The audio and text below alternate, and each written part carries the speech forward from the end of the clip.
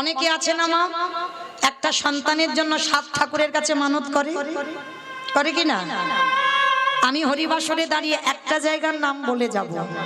আমার বিশ্বাস যদি তোমার ভজন সাধন সঠিক হয়, একনিষ্ঠ ভাবে যদি তাকে ডাকতে পারো, একটা জায়গায় গেলে তুমি সন্তান কোলে পাবে। জায়গাটা হলো উত্তরপ্রদেশ, রাধা কুণ্ডের তীর, বৃন্দাবন। যদি সন্তানের জন্য 7 ঠাকুরের কাছে কেঁদেও যদি সন্তান না পাও, আমার বিশ্বাস হরিবাসরে দাঁড়িয়ে আমি গ্যারান্টি দিলাম চলে যাবে রাধা কুণ্ডের তীরে। আর রাধা কুণ্ডের তীরে বাবা প্রতি বৎসর স্নান যোগ হয়। ওই স্নান যোগে স্নান করে রাধারানীর কাছে আঁচলটা পেতে আরতি জানাবেন, রাধে তুমি যদি করুণাময়ী হও, তুমি যদি কৃপাময়ী হও, তুমি যদি আমার প্রেমময়ী হও, শুধুমাত্র আমার জন্য নয়, আমার বংশে রাধে তোমার সেবা করবার জন্য আমার বংশে একটা প্রদীপ পাঠিও। এইভাবে যদি কেউ ভিখারির মতো আঁচল পেতে আমার রাধারানীর কাছে চাইতে পারে, আসবেই আসবে বাবা, তার কোল আলো কোলে আমার প্রাণ গোবিন্দ কাউকে পাঠাবে, বিশ্বাস। তো এই রঘুনাথ দাস, এনারই জন্ম হয়েছিল আমার রাধারানীর কাছে রাধা কুণ্ডের তীরে গিয়ে মানত করে। কিন্তু মায়েরা, রাধারানীর পাঠানো সন্তান, সে সন্তান কেমন হবে মা? এই জড় জগতের মতো সন্তান হবে কি গো মা? আমরা তো চাইতে জানি না গো। বললে হবে এখনকার সমাজে একটা নেতাজি হয় না কেন, একটা বিবেকানন্দ হয় না কেন, একটা রবীন্দ্রনাথ হয় না কেন? কারণ আমরা তো চাইতে জানি না। আমি আমার মায়েদের কথা বলছি, আমিও একটা নারী। আমরা কোনোদিন স্বামীর কাছে চেয়েছি, স্বামী আমার একটা কৃষ্ণ বলা সন্তান দাও? বারের জ্ঞান নেই, সময়ের জ্ঞান নেই, তিথির জ্ঞান নেই, কোনো কিছুর জ্ঞান নেই, জানি না বাবা কি করে সাধনা করে স্বামীর কাছে পুত্র সন্তান চাইব। তাহলে তুমি চাইতে তো আগে শিখবে, তারপরে তো তুমি একটা কৃষ্ণ ভক্ত সন্তানের মা হবে। আর তুমি যদি সারা জীবন চাইতে না শিখলে, তাহলে তুমি কি করে একটা ভক্তের মা হবে? এইগুলো শেখাতে হয়, এগুলো জানতে হয়। যদি বলেন বাবা এটা আমার কথা নয়, আমি বলছি না, আমার একটা কথা বিশ্বাস করতে হবে না, কিন্তু গ্রন্থ জানো, কশ্যপ মুনি নামে এক মুনি ছিল, ভালো করে শুনবেন। এই কশ্যপ মুনি 17টা স্ত্রী ছিল, একটা নয় দুটো নয়, 17টা স্ত্রী। আর 17টা স্ত্রীর মধ্যে মাত্র 4টি ছিল পাডরানী, দিতি, অদিতি, কদ্রু, বিনতা। ভালো করে শুনে নাও মা, কেন আমরা ভালো ছেলের মা হতে পারি না? কেন আমাদের ছেলেগুলো অসৎ হয়? কেন ছেলেগুলো অসৎ পথে যায়? শুনে নাও। তো এই 4 জন রানী, দিতি, অদিতি, কদ্রু, বিনতা, 4 জন রানীকে রেখে কশ্যপ মুনি তপস্যায় গিয়েছিল 12 বৎসর। আর 12 বৎসর যখন তপস্যা করছিল, 4টি রানী ঘরে বসে বসে কান্নাকাটি বাঁধিয়ে দিয়েছে। কেন কাঁদছে? দেখবেন মা, একটা নারী জীবনে যদি সব সুখ থাকে, যদি একটা সুখ না থাকে, সে সারা জীবন কাঁদে। বলো তো কি? মোবাইল, সন্তানের সুখ, এটা লাগবে না।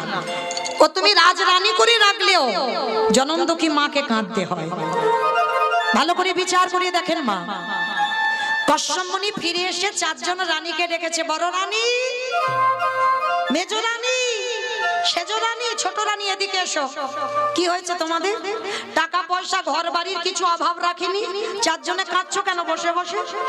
তোমরা জানো, তোমরা যদি কাঁদো আমার 12 বছর তপস্যা বিফল হয়ে যাচ্ছে। স্বামী, আমরা এমনি এমনি কাঁদছি না, আমরা 4 জনের সন্তানের মা হতে চাই। বাহ, এই আশা। ঠিক আছে যাও, তবে শোনো, আমি তো যোগী পুরুষ, আমি সাধক, আমি কারোর ঔরসজাত সন্তান দিতে পারবো না। আমার আশীর্বাদে তোমরা 4 জনে মা হবে। 4 জন স্নান করে এসেছে।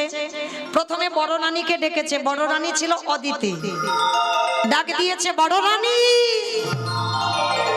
এদিকে এসো, বলো তুমি কেমন সন্তান চাও?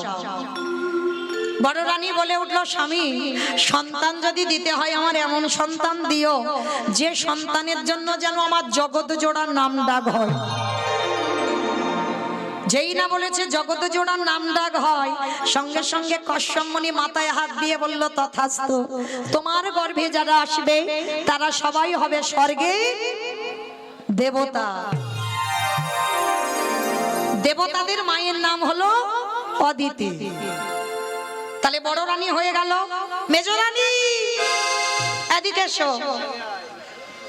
আমার এক নারী আর এক নারীকে হিংসে করে, এটা বাস্তব, দেখবেন। এইবার মেজ রানীকে যেই না ডেকেছে, মেজ রানীটার নাম হলো দিতি। অদিতি এদিকে এসো। সে তো মা যেন রণচণ্ডী হয়ে আছে, মানে বড় দিদিটা আগে দিয়ে দিয়েছে। বলো অদিতি তোমার কেমন সন্তান চাই? আমি আর কি নেব বলো? তুমি তো বড় দিদিরটা মাথাটা দিয়ে দিলে, আমার ভাগে আর কিছু আছে? আরে বাবা তুমি রাগারাগি করছো কেন? আমি তো বললাম যে যেমন ছেলে চাইবে তাকে তেমন ছেলে দেব। বলো তুমি কেমন চাও? ঠিক আছে, আমার যদি গর্ভে সন্তান দিতে হয় এমন সন্তান দাও যেন বড় দিদির ছেলে থেকে আমার ছেলেরা দ্বিগুণ শক্তিশালী হয়। যেই না কথাটা বলেছে কশ্যপ মুনি চমকে উঠেছে। ওমা, তুমি এক নারীর হিংসায় জর্জরিত হয়ে বলশালী ছেলে চাইছো? হ্যাঁ, আমার ওই রকম ছেলে লাগবে। তথাস্তু, যেমন চেয়েছো আমি তেমন দেব। কথা দিলাম তোমার গর্ভে যারা আসবে সবাই হবে স্বর্গে অসুর। ওই যে মহালয়ের সময় ওই যে অসুরা দেবতাদের ঝগড়াঝাটি দেখো না, এরা অন্য কেউ নয়, সব ভাই ভাই। মাগুলো আলাদা, বাবাগুলো সব একটাই। তাহলে এই জায়গাটা আমার মায়েরা খুব ভালো করে মন দিয়ে শোনো। তাহলে গন্ডগোলটা কি বাবা বাবার হচ্ছে? গন্ডগোল কাদের? আমাদের চাওয়ার গন্ডগোল। যেরকম চাইবে তুমি তো তেমন ছেলে পাবে। বড়দিদি চাইলো কি আমার নাম যশ হোক, তেমন ছেলে দিল। আর মেজ দিদি চাইলো কি আমার ছেলেরা শক্তিশালী হোক, তেমন চাইলো। এইবার সেজরানি এমনি তো 3 নম্বর, সে তো রেগে যেন রণচণ্ডীর উপরে হয়ে আছে। মাথার কেশ এলিয়ে দিয়েছে, পরনের বসনটা লুটছে। আর স্বামী কশ্যপ মুনি ডাক দিল, ও সেজরানি এদিকে এসো, এদিকে এসো। আমার কি যেন নাম বললাম? স্বামী গুলি ফেলেছে। কি বললাম? কদ্রু। বেশ, কদ্রুমা। তাহলে কদ্রুমাকে ডেকেছে। কদ্রুমা তো রণচণ্ডী হয়েছে। বলো কি চাও? আরে বাবা আমি চাইবো কেন? তুমি তো চাইবে। তুমি বললে সন্তানের মা হবে, আমি আর কি করে হব? বড় দিদি ভালো নিয়ে নিল, মেজ দিদি ভালো নিয়ে নিল, আমার ভাগে আর কিছু আছে? আরে বাবা তুমি এত রাগারাগি করছো কেন? বলো না তুমি কেমন ছেলে চাও? আমি তো কথা দিয়েছি যে যেমন চাইবে তাকে তেমন দেব। ঠিক আছে, তাহলে একান্ত যদি আমার গর্ভে দিতে চাও দাও। ওই বড় দিদি নয়, মেজ দিদি নয়, ওদের দুজনের শুধু ছেলে নয়, গোটা পৃথিবীর মানুষ যেন আমার ছেলেকে দেখে ভয়ে থরথর করে কাঁপে। যেই না কথাটা চেয়েছে না, কশ্যপ মুনি দেবে কি নিজে ভয়ে কাঁপছে। হ্যাঁ গো কদ্রু, তোমার ছেলেকে দেখে গোটা পৃথিবীর মানুষ কেঁপে উঠবে। বলে হ্যাঁ আমার ওই রকম ছেলে লাগবে। বেশ, কথা দিলাম তোমার গর্ভে যারা আসবে তারা কেউ সাধারণ নয়। যারা যারা তোমার গর্ভে আসবে তারা সবাই হবে বিষধর। কে গো? সাপ। পৃথিবীতে যত রকমের সাপ আছে, আর সাপকে দেখে কে না ভয় পায়? পৃথিবী সবাই কাঁপে না, ভয় পায় না? তাহলে কদ্রুমার গর্ভে যারা এলো, পৃথিবীর যত রকমের সাপ ওই কদ্রু মায়ের গর্ভে। তাহলে বড় রানী, সেজরানী, মেজরানী হয়ে গেল, মানে 3 নম্বর হয়ে গেল। এইবার ছোট রানীটা যেন কি বললাম? কি বললাম? বিনতা। এইবারটা শোনো, ছোটটার নাম হচ্ছে বিনতা আর দেখবেন অনেকের একটু আদর করে নাম ছোট করে ডাকে না, যেমন আমার নাম মৌমিতা, আমার মা আদর করে মৌ বলে ডাকে, ছোট করে। এগুলো আদরের নাম, স্নেহের নাম, ভালোবাসার নাম। তো যাই হোক, এই স্বামী বিনতাকে বিনতা বলে না, ছোট করে ডাকে, অবিনু এদিকে এসো। এ কি তোমার চোখে জল, তুমি কাঁদছো? ও বুঝেছি, তোমার বড় দিদি, মেজ দিদি, শেষ দিদি নিয়ে নিল, আর তোমার ভাগে কিছু নেই, ওই জন্য কাঁদছো। না স্বামী, আমি ওই জন্য কাঁদিনি। তো ভালো করে শুনবে মা, এই জায়গাটা খুব দরকার জানা। নারী আমরা সবাই, এখানে অনেকে আমরা নারী, আমিও একজন নারী, কিন্তু সবার স্বভাব, চরিত্র, ব্যবহার, চলাফেরা কি এক হবে? কখনো এক হবে না। তো আজকে তিনজনের চরিত্র শুনলেন, এবার চারজনের জায়গাটা দেখেন। স্বামী ডাক দিয়েছে, অবিনু আমার কাছে এসো। বলো তো দেখি, তুমি চোখের জল মোছো, বলো তুমি কেমন ছেলে চাও? আমি জানি তুমি ভয় পাচ্ছ, বড় দিদি, মেজ দিদি, শেষ দিদি নিল, আর তুমি ছোট, তোমার ভাগে ভালো কিছু নেই, ওই জন্য কাঁদছো। না তাহলে কেন কাঁদছো? বলো তুমি কেমন সন্তান চাও? মাথাটা নিচু করেছে, গলদেশে কাপড় দিয়ে আঁচলটা পেতেছে। স্বামী, আমি তোমার কাছে চাইবো, কিন্তু কথা দাও, আমি যেমন সন্তান চাইবো তুমি আমায় দেবে। আরে বাবা, আমি বললাম তো, তোমার বড় দিদিদের দিলাম, মেজ দিদির দিলাম, শেষ দিদির দিলাম, আর তোমার দেবো না? বলো কেমন না, ওরকম করে নয়, তুমি একবার আমার মাথা ছুঁয়ে বলো যে আমি যেমন ছেলে চাইবো তেমন দেবে। আরে বাবা, মাথা ছোঁয়ার কি আছে, আমি তো বললাম দেবো। আচ্ছা ঠিক আছে, তবু যখন বলছো আমি মাথা ছুঁয়ে বললাম, তুমি যেমন সন্তান চাইবে তেমন দেব। বলো। গলদেশে বসনে দিয়ে স্বামীর চরণে প্রণাম করে চাওয়াটা দেখেন। আগে তিনজন চেয়েছে, আর এর চাওয়াটা দেখেন। আঁচলটা স্বামীর চরণে পেতে দিয়ে বলল, স্বামী গো, তোমার কাছে আমি বড় দিদির মতো সন্তান চাই না, মেজ দিদির মতো সন্তান চাই না, ওই সেজ দিদির মতো সন্তান চাই না। সত্যি যদি আমাকে কিছু দিতে চাও, আমার গর্ভে তুমি একটাই সন্তান দিও। তবে মনে রেখো, যে সন্তান তুমি আমার গর্ভে দানা করবে, যেদিন আমার নিদানের সময় হবে, যেদিন আমার চারিজনা বাঁশির দোলায় নিয়ে যাবে, তুমি এমন সন্তান আমার গর্ভে দান করো, সে যেন কৃষ্ণ কৃষ্ণ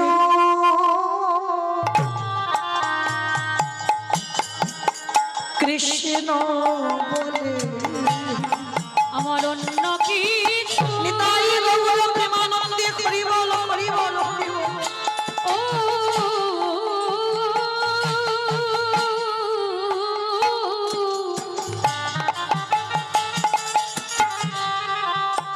অন্য কিছু চাহি না গো, সে যেন কৃষ্ণ কৃষ্ণ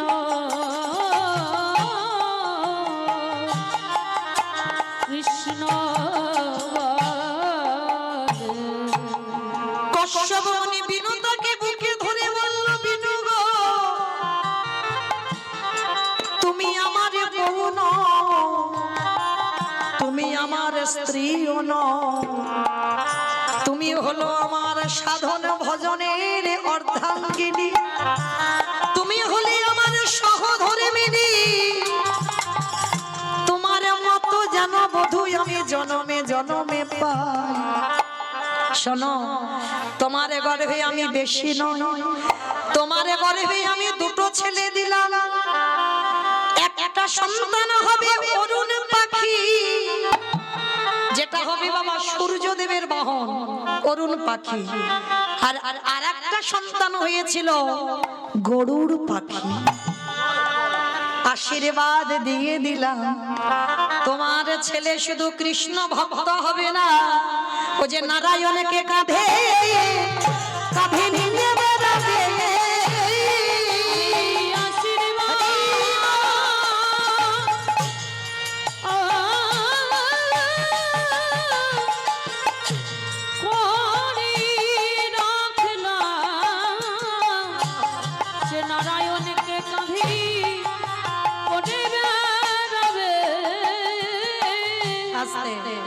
তাহলে যারা যারা মা শুনলেন মন প্রাণ দিয়ে, সত্যি করে বলো তো 10 মাসটা ছেলের কি দরকার আছে? একটা ছেলে যদি ছেলের মতো ছেলে হয়, তবে এই কৃষ্ণ ভক্ত জগতে বড় দুর্লভ। ভগবানের কাছে প্রার্থনা করবে যেন আমার কৃষ্ণ বলা পাখি হয়। তো আজকে লীলাতে বাবা গোবর্ধন দাস আর হিরণ্য দাস, এরা বাবা জ্যাঠা রাধা কুণ্ডের তীরে মানত করে আমার রঘুনাথ দাসকে পেয়েছিল। কিন্তু জানো মা, রঘুনাথ ছোটবেলা থেকে বৈরাগ্য ভাব, সর্বদা কৃষ্ণ নামে ভেসে থাকে। যেখানে বাবা রাস্তা দিয়ে যদি কোনোদিন ওই সাধুগুরু বৈষ্ণব দেখে, ওই রঘুনাথ কি করে, ওই ঘর থেকে ছুটে পালায় তাদের সঙ্গে। আবার দাঁড়ি প্রহরীরা আবার ছেলেকে ধরে নিয়ে বাড়িতে আসে। এইভাবে চলতে চলতে রঘুনাথের বয়স দাঁড়ালো 5 বছর। এবার 5 বছরের ছেলেকে তো আগেকার দিনে বাবা গুরু আশ্রমে পাঠানো হতো। এখনকার দিনে বাবা যেমন স্কুলে যাতায়াত করে, তখনকার দিনে নয়। তখনকার দিনে গুরু আশ্রমে থেকে পড়াশোনা হতো। এখন যেমন আমরা ওই বোর্ডিং এ রাখি না ছেলে মেয়েদের, ঠিক ওই রকমই ব্যবস্থা ছিল। তো রঘুনাথ 5 বছর হয়েছে, বাবা জ্যাঠা দুজনে মিলে নিয়ে গেছে বলদেব আচার্যের কাছে, যার কাছে বিদ্যা অভ্যাস করবে, শাস্ত্র পাঠ শিখবে। তা যেই না রঘুনাথকে নিয়ে গেছে বাবা, বলদেব আচার্য বলে উঠলেন, শোনো হিরণ্য, শোনো গোবর্ধন, বাবা ভালোই ভালোই বলছি, তোমাদের বড় লোকেদের ছেলের একটু খামখেয়ালি স্বভাব, ওকে আমি এখানে রাখতে পারবো না। তোমরা ভালোই ভালোই বলছি, ওকে নিয়ে বাড়িতে যাও। কখন বলতে কি করে ফেলবে বাবা, আমি ওকে সামলাতে পারবো না। গোবর্ধন আর হিরণ্য বলছে, গুরুদেব আপনি জানেন না আমার রঘুনাথের চরিত্র, আপনি জানেন না। 1 সপ্তাহ রাখি,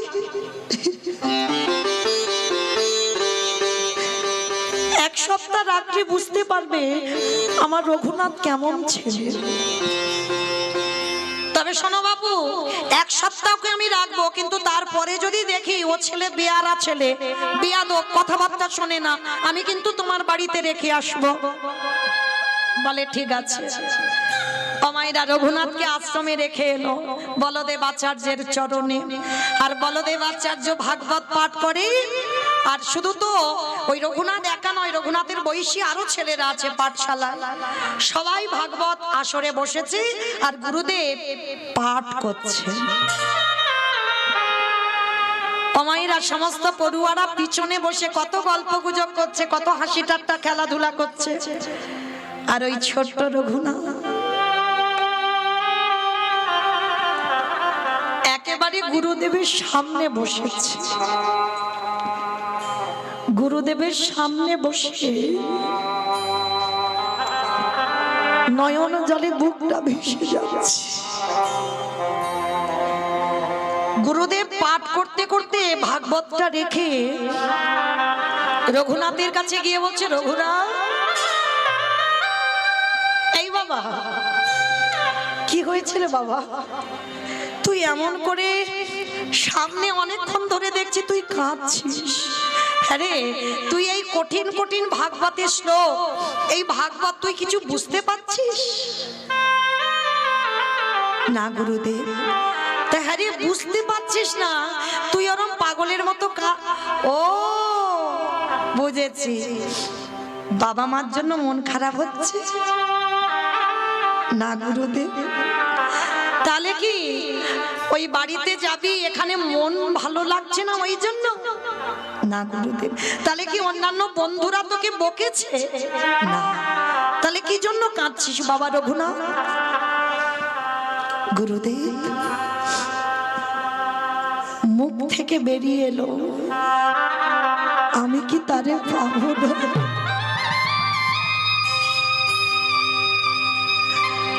বলো না গুরুদেব, আমি কি তারে পাবো না? কার কথা বলছিস বাবা তুই? এইটুকু বয়সে কাকে বাবার কথা বলছিস? গুরুদেব বলো না, আমি কি কোনোদিন কৃষ্ণ চরণ পাবো না? গুরুদেব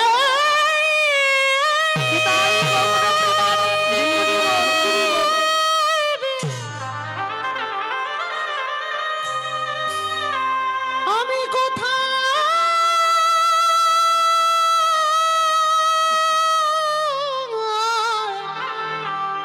গেলে কৃষ্ণ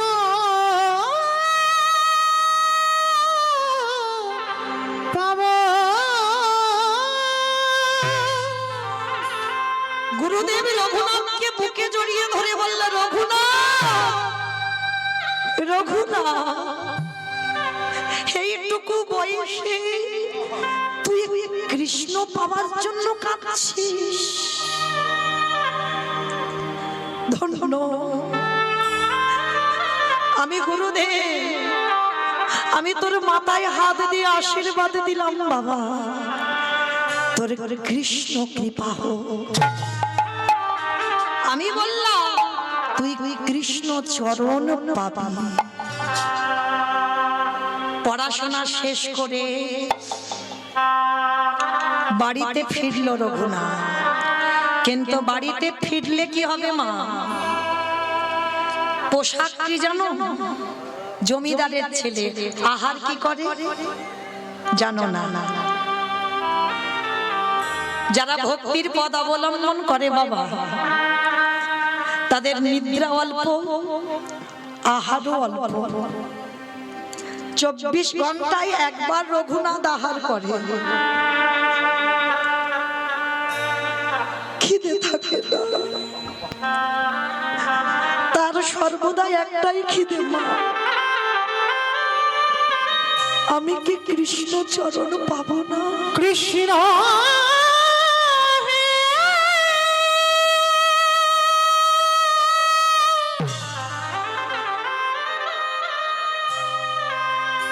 একেবারে দেখা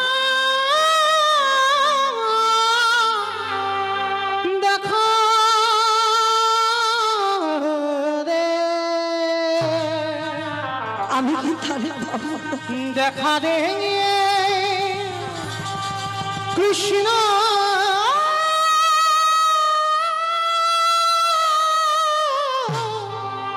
রে। 24 ঘন্টায় একবার আহার আর পরনে একটা বহির্বাস।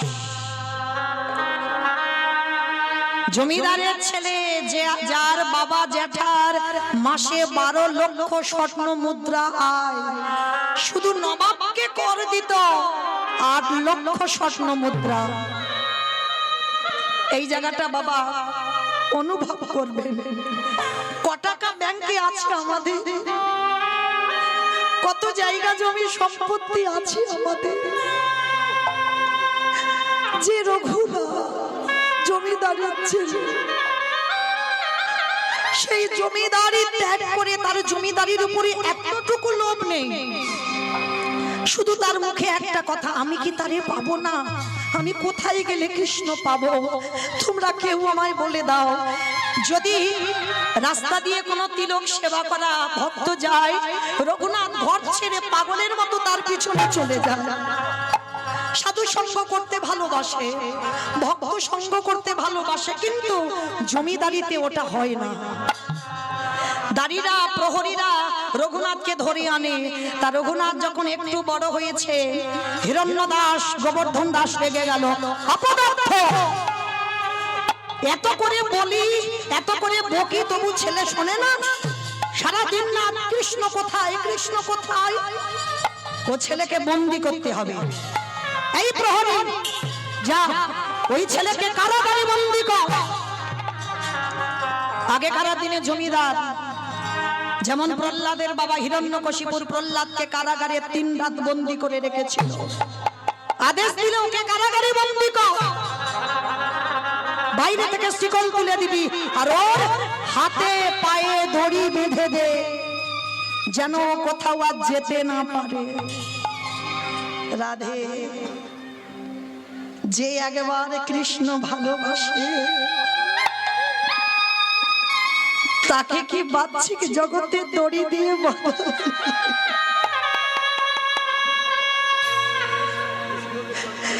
কৃষ্ণ চরণে যে একবার আত্মসমর্পণ করে দেয় তার বাহ্যিক জগতের কোনো দড়িতে আর কেউ বাঁধতে পারে না।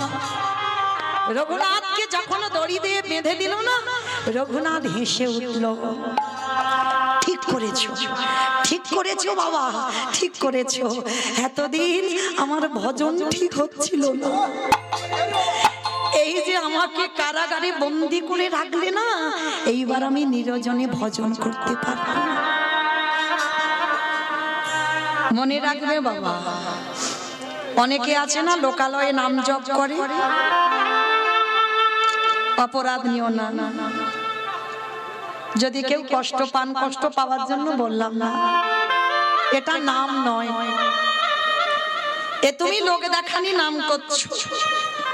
নাম যদি করতে হয় ভিতরের নাম করো। জানালা দরজা বন্ধ করে দাও, কৃষ্ণ প্রতিচ্ছবি নিয়ে একবার আকুল প্রাণে হা কৃষ্ণ, প্রাণ কৃষ্ণ বলে কাঁদো। আর কিছু করতে লাগবে না, লোক দেখানির দরকার লাগে না। তো আজকে রঘুনাথের হাতে পায়ে দড়ি বেঁধে দিয়েছে, বাইরে থেকে শিকল তোলা, খেতে দেয়। 1 সপ্তাহ হয়ে গেল মা, রঘুনাথ কিছু খায় না। কি গো মা, অনেকে আমরা কাল একাদশী করেছি, অনেকে আবার আজকের একাদশী করেছি। একদিন একাদশী করলে দ্বাদশীতে যেন শরীর আর চলে না। রঘুনাথ 1 সপ্তাহ কিছু খায়নি, 1 সপ্তাহ অনাহারি অনিদ্রায় সারাদিন শুধু একটাই কথা, কোনো নাম জপ নয়, আমি কি তারে পাবো না। হিরণ্যদাস রেগে গিয়ে জ্যাঠামশাই কারাগারে এসেছে। রঘুনাথ, রঘুনাথ, শুনলাম তুমি নাকি আজকের 1 সপ্তাহ হয়ে গেল কিছু আহার করছো না, কি হয়েছে তোমার? কেন তুমি খাচ্ছ না? তুমি কেন ভুলে যাচ্ছ তুমি জমিদারের ছেলে? আমাদের অবর্তমানে এই জমিদারি দেখভাল করবে কে? কি হয়েছে তোমার বাবা? বলো তুমি আমার কাছে কি চাও? যেই না জ্যাঠামশাই বলেছে কি চাও, সঙ্গে সঙ্গে ওই ছোট্ট ছেলে হাতে পায়ে দড়ি বাঁধা তো, রঘুনাথের মাথাটা জ্যাঠামশাই চরণে দিয়েছে। জেঠু, জেঠু, আমি চাইবো তুমি আমায় দেবে জেঠু, বলো না, আমি যা চাইবো তুমি আমায় দেবে। রঘুনাথ, আমি তোর কষ্ট দেখতে পাচ্ছি না, তোর কষ্ট আমি দেখতে পাচ্ছি। বল বাবা বল, একবার বল তুই আমার কাছে কি চাস। আগে তুমি আমার মাথা ছুঁয়ে বলো, 1 সপ্তাহ যে খাইনি না, ছেলেটার কোনো ক্লান্তি নেই। কারণ কৃষ্ণকে যারা ভালোবাসে তাদের কোনো ক্লান্তি থাকে না। বলো না, বলো না জেঠু, আগে আমার মাথা ছুঁয়ে বলো, আমি চাইলে তুমি আমায় দেবে। দেব, দেব বাবা দেব, কিন্তু তুই কান্না বন্ধ কর, কান্না বন্ধ কর। তবে মনে রেখো জেঠু, তুমি কিন্তু আমায় কথা দিলে আমি যা চাইবো তুমি আমায় দেবে। তাহলে দাও, কৃষ্ণ এনে দাও,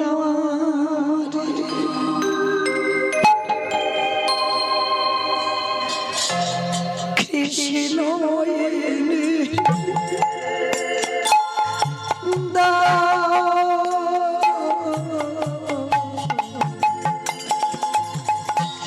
কৃষ্ণ এনে